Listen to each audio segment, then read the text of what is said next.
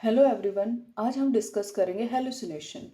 Hallucination schizophrenia के patients का एक सामान्य लक्षण है जिसका मीनिंग है perception without an external stimulus. यानी एक्सटर्नल एनवायरनमेंट में कोई स्टिमुलस नहीं है लेकिन फिर भी उसका परसेप्शन किया जा रहा है।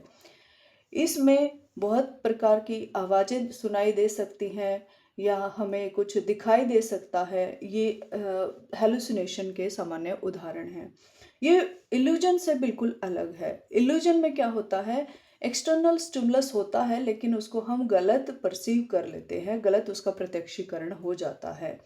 जैसे हम अंधेरे में रस्सी को सांप देख सकते हैं या गमले के पौधे को हम कोई चोर या भूत के रूप में देख सकते हैं। लेकिन हेलुसिनेशन में क्या है, हेलुसिनेशन में एक्सटर्नल स्टिमुलस है ही नहीं। एक्सटर्नल स्टिमुलस की एब्सेंस में जो है परसेप्शन किया जाता है।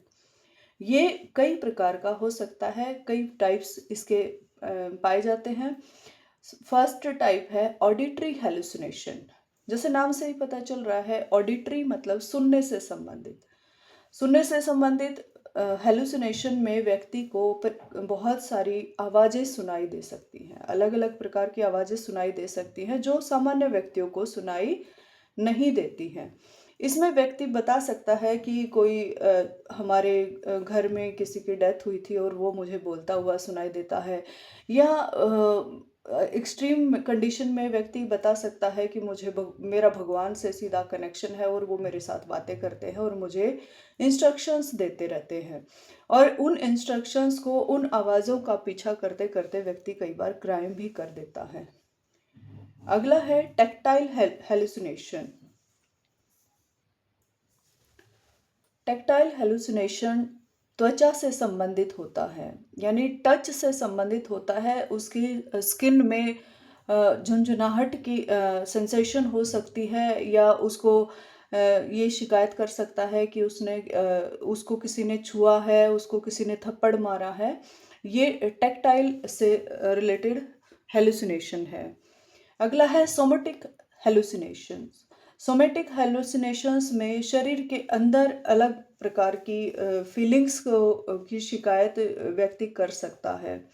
जैसे कि मेरे पेट में सांप लौट रहे हैं, या इस प्रकार की सेंसेशन मेरे पेट में हो रही है कि किसी ने मुझे कुछ ऐसा कर दिया है कि मेरे पेट में कुछ हो गया है, मेरे शरीर में कुछ हो गया है। अगला है विजुअल्स हेलुसिनेशन। विजुअल हेलुसिनेशंस में व्यक्ति अलग अलग प्रकार के उद्दीपकों को देख सकता है जो कि उद्दीपक हैं भी नहीं। उसमें आमतौर पर व्यक्ति शिकायत करता है कि उनके परिवार में किसी की डेथ हुई थी और वो मुझे दिखाई देता है। अगला है ऑल्फैक्टरी हेलुसिनेशन।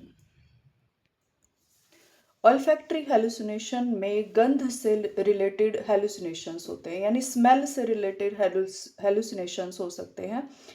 वो ये शिकायत कर सकता है कि उसके खाने में जहर की स्मेल आ रही है। इस प्रकार के हेलुसिनेशंस हो सकते हैं।